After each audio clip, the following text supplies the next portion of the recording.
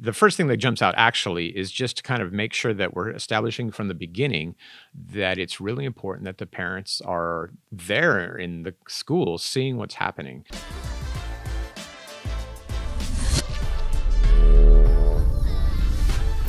Welcome to the Satori Lifestyle Satori Masters podcast, the ultimate resource for ambitious, hardworking school owners that want to get their business and their life to the next level. My name is Dave Kovar. I'm a lifetime martial artist, business owner, speaker, and author. My goal is to empower listeners with the knowledge and the tools they need to break through barriers and really get their business and their life to the next level. Thanks for watching and enjoy. Welcome to the Satori Lifestyle Satori Masters podcast. I'm your host, Dave Kovar, and with me today is Tim Leard. How are you, sir? I'm doing great. How are you doing? All right. Thanks for being on the show with me. Certainly, yeah. So Tim Leard has been, he's a lifetime martial artist, been training forever. He's been part of our company for about 20 years now. Right. Right about there. I started in 2005. Yes, and he's done every position in the company. In the last couple of years, he's works for Kovar Systems, which is our coaching division, and he really, on top of coaching other schools, he really heads up the Satori Alliance, and that's our instructors training program. And like, how many people have you put through certification in the last 4 or 5 weeks? You've been really busy this fall. Oh, yes, sir. Yeah, probably something around 30, 32 people in the last just a couple of weeks. Yeah, very cool, man. And, so far to date, I think we're trying to figure it out. We're somewhere about 500 people have been Satori Alliance certified. And yes, sir. What I want to do is I want to start out kind of give a little bit of a history of it, and then I wanted you to fill in the blanks as to what we're doing now. So, yes, sir. So we first started doing instructors training back, what happened in 1993, we hosted a seminar for EFC here. And they asked and we just opened the school. We'd literally been open about 6 months. And they were asked, hey, could you run a classroom? And back then, martial arts business events had nothing to do with martial arts. Like nobody trained together. There was no teaching. It was all business stuff. And so what happened is that I said, sure. And at the time we were doing, we had all these little innovative switches we'd come up with and some terminology we'd come up with. So I remember doing this seminar, and there was probably 300 people from all over the country here. And I basically just did our little switch pattern, right? And I talked about the instructor's creed that was kind of a new, and, the SSL rule. And all of a sudden, Mr. Kokinos, and it was, hey, can you do a video on this, right? And so, of course, I had the luxury of having my older brother Tim as my partner, and he kind of took care of the business, and my job was staff development and teaching, right? And so we put together this after a few months of really kind of fine-tuning the processes. We put together this how to teach martial arts to kids video, and I'm proud to say we sold thousands of these things. It was a little VHS, and it had this little instructor training manual that was like 6 pages, and then we did a follow-up. We ended up doing a series of 7 videos in this series, and then that's when we started kind of doing instructor certification, and then instructor training, and then we built this manual called the MACT manual, which stood for Martial Arts Career Training Manual, in the late 90s. About the same time, we started doing what's called Dynamic Drills and Skills, which was a monthly video series that we sent out. And anyway, long story short, pretty soon we started getting requests for instructor training, and the stuff that we'd done to date.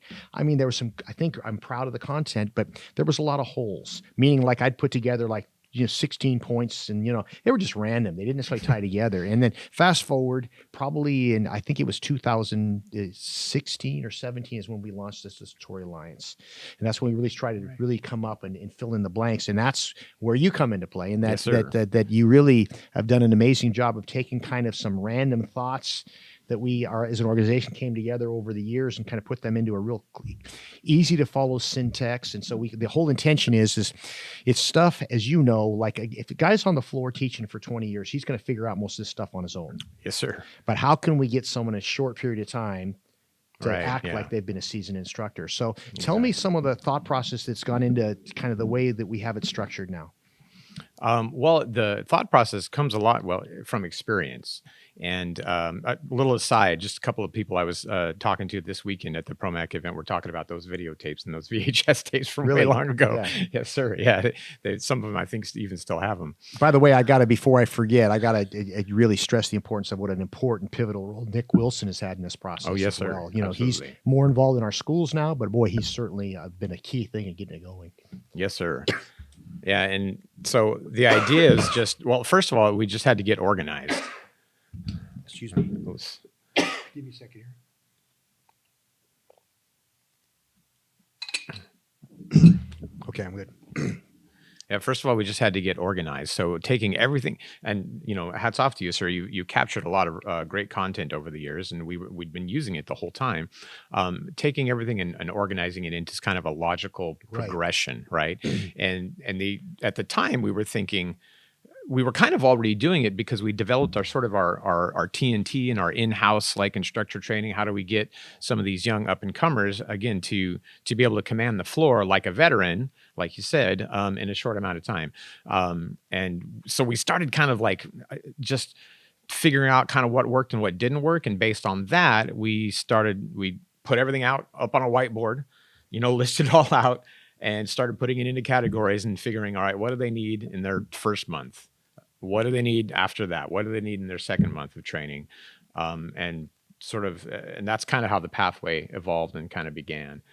Yeah, interesting to see how like with how much more like there's not as many holes in the program now. It used to be. I remember like literally putting together a series of videos, and there was a bunch of stuff that I felt I needed to put in there, but we'll get to it later. And and we never really did, and that's kind of what we've done. But what I'm curious about is how have you all right, so how have you seen this help develop instructors? Like what's it's taken someone that first started the program and someone that graduated. What have you seen difference? Oh yeah. So I mean, the difference can be huge. It's interesting because people will come to us with varying levels of experience, and a lot of the firsthand experience, of course, a lot of our data is from people in our own schools, which are often like middle school kids and high school kids that we're training almost from zero. Now, what they have is they've been brought up in the program, so they've kind of almost learned by osmosis some of the behaviors and just kind of the attitude. Right? I want to talk about that for a second, because what I notice now is that there's a lot less bad habits to break, not just in our schools, culturally in the country, because most instructors are kind of more positive with their students now than they were 20, 30 years ago. So by osmosis, the newer instructors kind of get that. It's really interesting when there was kind of the old school teaching, whatever that might be, right? Mm-hmm. How there were so many bad habits. I was just having a conversation with someone this morning about this, how, he resorts back to some old things, right? And by the way, that doesn't mean we're easier on students. It just means that there's a method with which to communicate, to people to allow them to improve faster. Yes, sir. Yeah. So, and that's exactly it. They can improve faster because, back in the day, you got better at teaching by making a bunch of mistakes, and then hopefully learning from those mistakes and like making them less and less. And the whole idea here is that we want to get somebody to proficiency without having to make those mistakes and kind of skip past that part. And a big part of it, of course, is what you started, sir, with kind of giving kind of a name or a term or an identity to a lot of these specific discrete skills and behaviors, so that we can have a shorthand, and then we can use that to create or provide feedback, like almost immediate. It's hard to feedback. describe it if you can't name it. Yeah, you know what I mean. yeah. So like giving something a label, and I know as a martial artist, the Kempo background has names for all the moves, right? But so does Tai Chi. There's a lot of different styles that have it. You see it in Jiu-Jitsu too. You see names for movements, and what happens when you give it a name, it kind of gives it an identity, and it's easier to kind of. And it's not just it's every sport has that. They have a name for a play, right? So this is not meant to be an advertisement for people to become a Satori Alliance certified school, although I'm a raving fan, and so are you. Absolutely. And I think people should. But so I don't want to just have this be but what would you say?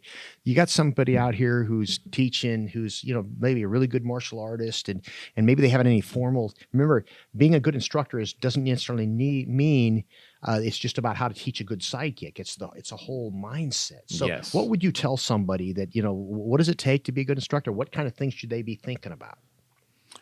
Oh man, big question. So, somebody who wants to become an instructor, first of all, they've got to have, it's right there in the instructor's creed, right?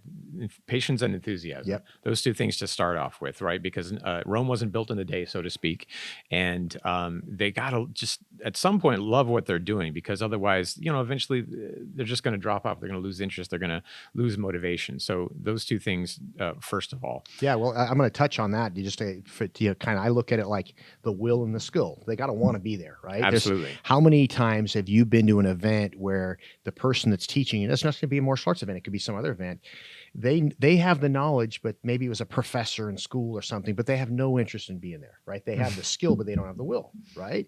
And the flip side is someone that is super excited and exuberant, but doesn't yet have the competency, right? So the perfect combination is someone that wants to be on the mat teaching, and then someone has the skills to do so. So Yes, where sir. would you zone in on, like, okay, let's just assume someone loves to teach, they see the impact of martial arts. Where should they first start, or maybe a school owner that's trying to develop their team, where should they focus their instructors or their new instructors? What should they have them do first? I think at the very, very first is they're just going to be out there on the mat being a good example, right? So whatever the school's culture is, right?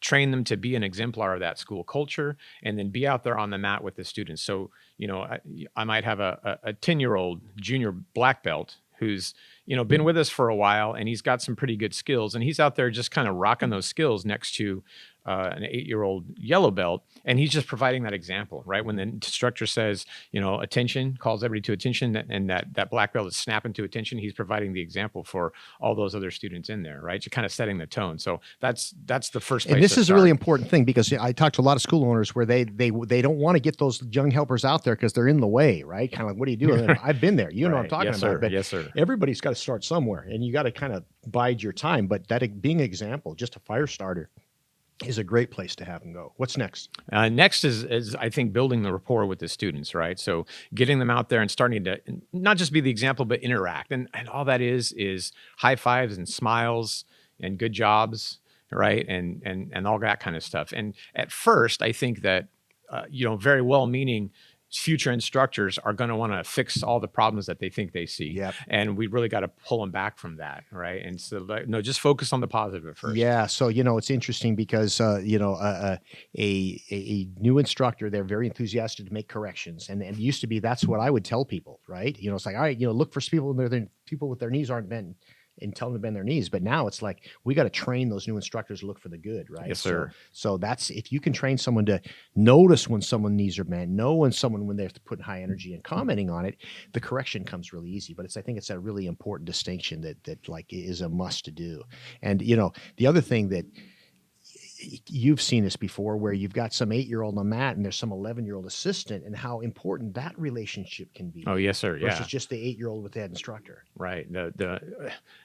It's almost hesitate to call it mentorship because of the ages, but that's kind of what it is, right? It's kind of a mentorship thing, right? You've got somebody, if you're just know a little bit more than the person next to you, you're in a position to help them, even if it's just by a little bit. Yeah, and I always I'll find that 11, 12-year-old that's assisting in some capacity, or whatever the age, it doesn't matter, and remind them, hey, man, sometimes you're working with that 7-year-old, they're going to relate to you. You're not teaching them, but you're assisting. They're going to relate to you better than the head instructor, because you're someone they can identify with, and right. and how important your role is. And by the way, I always look at it like this: is it good for the school to have assistant instructor, additional team out there? Young instructors are absolutely. Is it good for the student to have someone that's a little older and a mentor?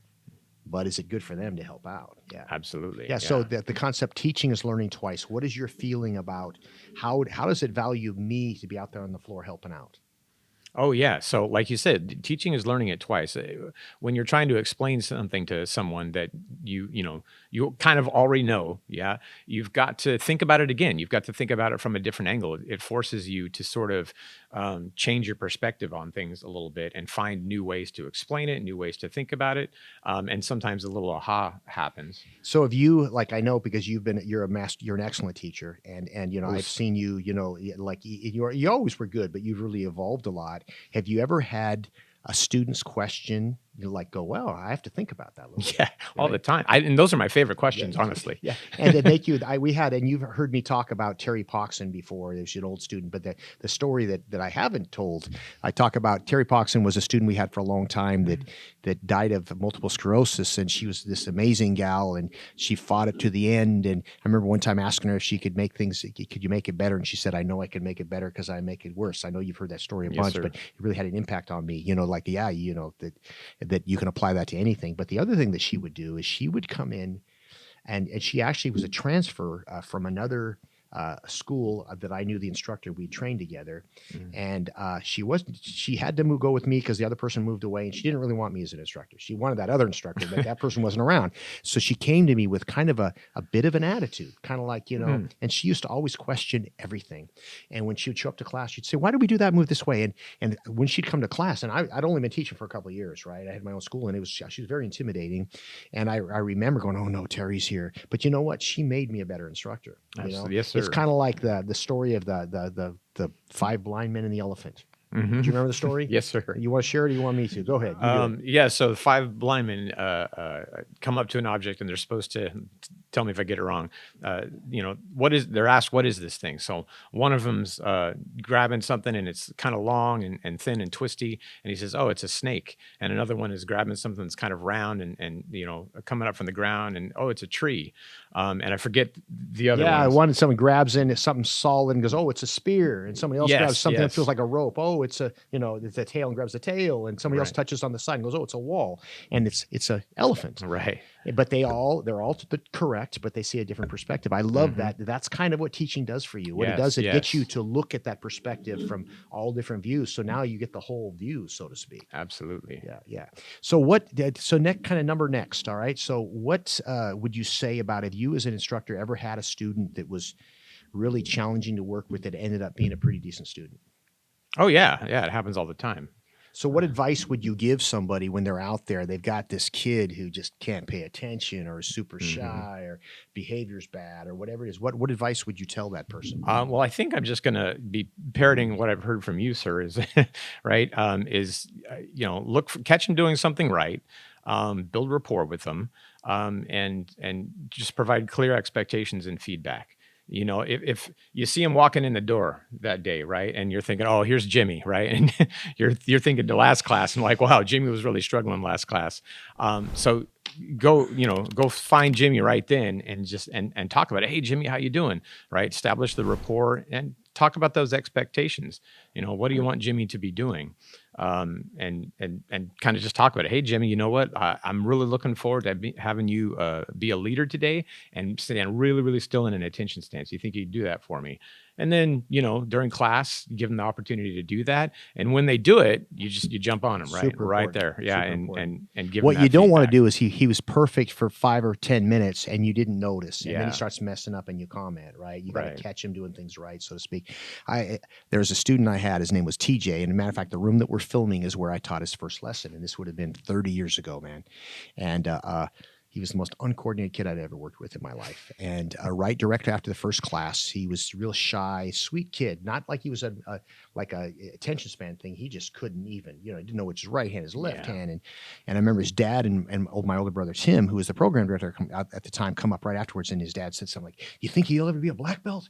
And I remember lying and saying, "Yeah, I think he could do it." In my head, I'm thinking, this kid's never going to get his yellow belt, right? And so I remember feeling like I'd sold out. I went up to my brother. I go, "Bro, man, I lied to that guy. This TJ has no skills. He's not ever gonna." And he said, "Hey, man, what the heck? Why don't you just make it a project?"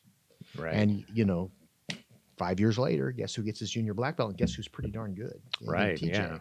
And that was, I'll never forget that story, because when I see other people, like right now, I'm at one of our campuses helping out once a week, and there's a lot of squirrely kids out there, man. Sure is. But remembering that gives me more patience and belief in the instructors, in the students' potential. Yes, sir. Yeah. I mean, I think I can say truthfully and sincerely that everybody can get a black belt someday.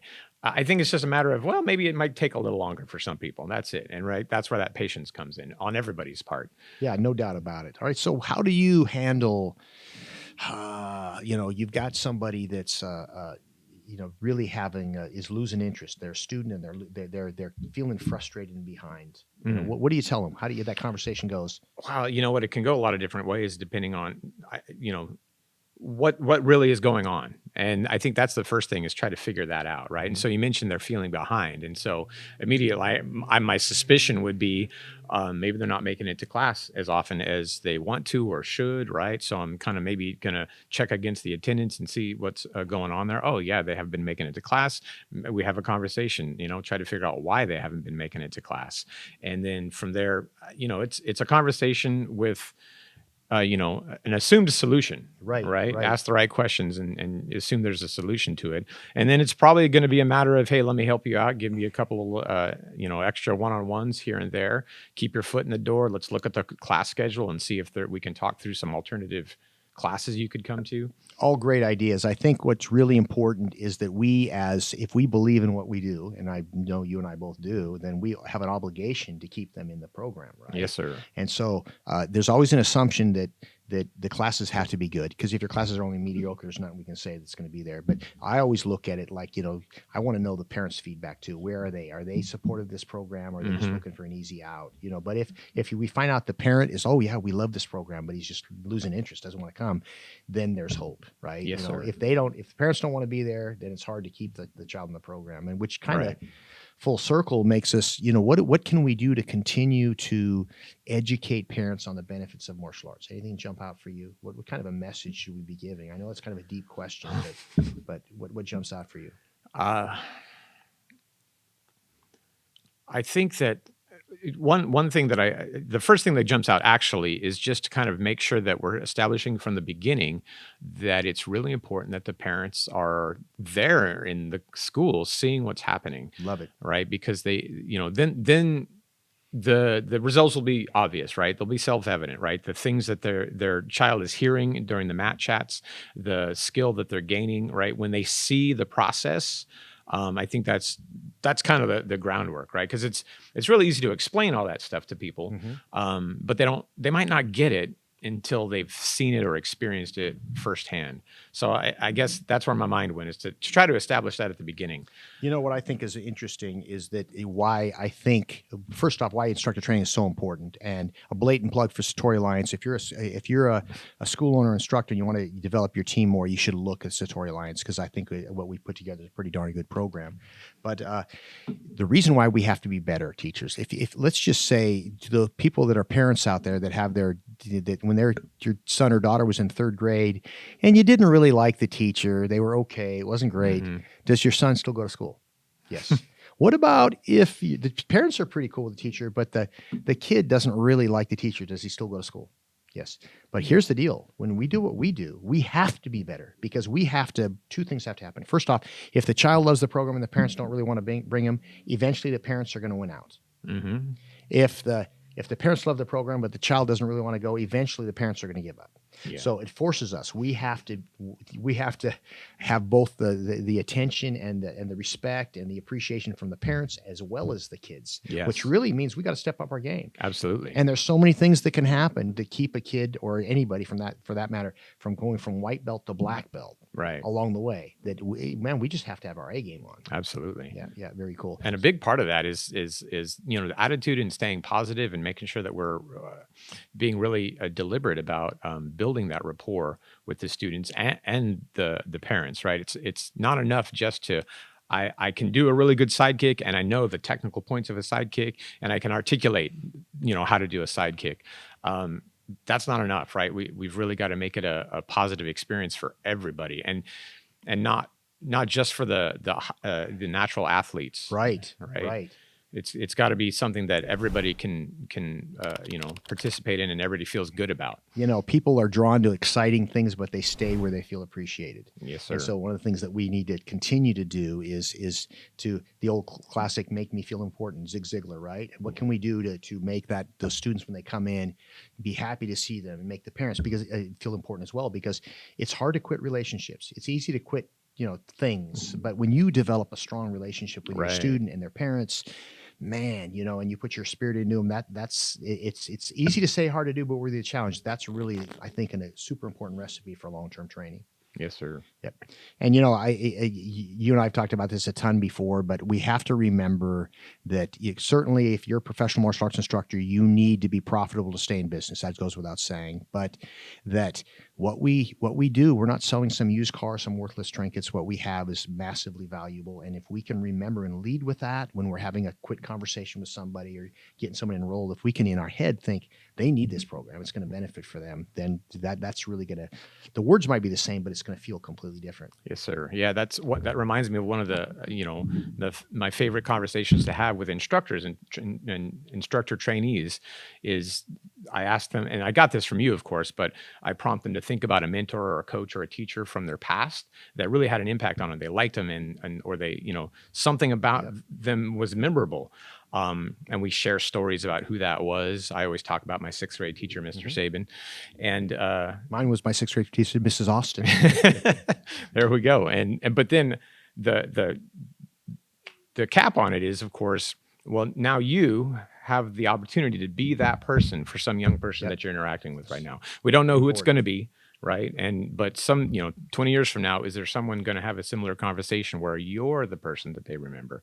And that helps to kind of drive home that, what we're doing is important for people. I'll tell you what, and to your point, I know you have as well, you've been doing this a long time, where you have someone reaches out to you just kind of out of the blue and says, hey, Tim Leard, I just want to let you know how much I appreciate what you did for me at this time. You've heard that a bunch of times, as I have as well, and honored. And when I do hear that, I just got one of those just a couple days ago, and it was an old student that trained with us a long time ago. I haven't talked to this person in like 25 years. They personal messaged me on. It's been less than that. It's been 15 years.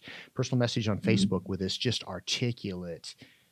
You have no idea what impact your school had on me growing up, and I just want to let you know what you do is important. And man, you got to, when you see that, you got to take it to heart, because what that does, that gives you that makes getting through the grind a little easier when you know that you're doing this for the right reason. Yep. Yes, sir. Well, any closing comments for our audience?